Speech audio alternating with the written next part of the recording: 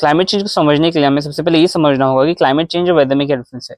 Weather एक छोटे समय के लिए होता है, जैसे कि जब हम न्यूज देखते हैं तो उसमें जैसे डिस्क्राइब करते हैं कि आने वाले 7 दिनों में ये टेम्परेचर्स रहेंगे एंड ऐसी बारिश रहेगी, उसे हम वेदर कहते हैं।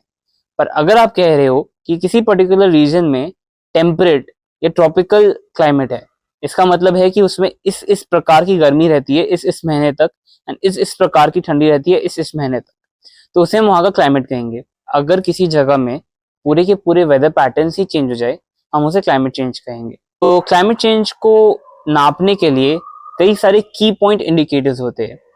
अब इनमें से कुछ की पॉइंट इंडिकेटर्स है temperature, rainfall, greenhouse gas concentrations and sea level rise.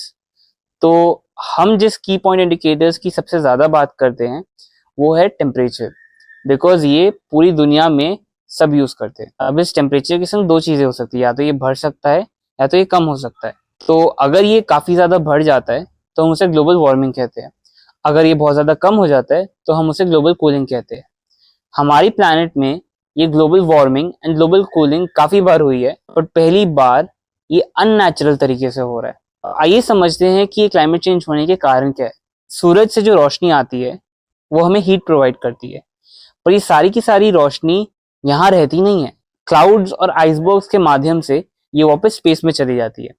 तो जैसा आप देख सकते हैं कि मून भी लाइट रिफ्लेक्ट करता है, उसी तरीके से हमारा प्लैनेट भी लाइट रिफ्लेक्ट करता है।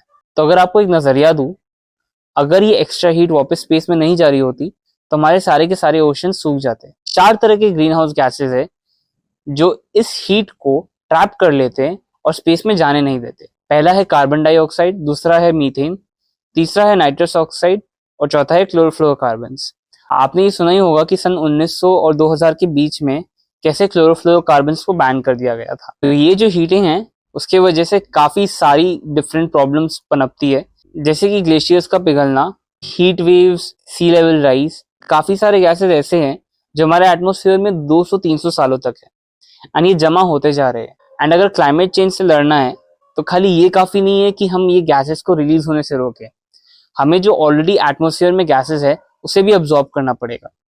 तो ये करने के लिए जो सबसे चीपेस्ट एंड इफेक्टिव सोल्यूशन है वो है पेड़ उगाना, कि या तो आप पेड़ उगाओ या तो आप पेड़ बचाओ। एंड पेड़ सिर्फ उगाना काफी नहीं है, अगर आप एक पेड़ लगा रहे हो तो आपको उसकी 3 साल तक रक्षा करनी पड़ेगी, उसकी देखभाल करनी पड़ेगी, उसके बाद वो अपना ध्यान खुद रख सकता है। ये वीडियो देखने के लिए आपका धन्यवाद। मैं आपके लिए इस तरह की काफी सारी फैक्ट्स लेते आते रहूंगा। Thank you.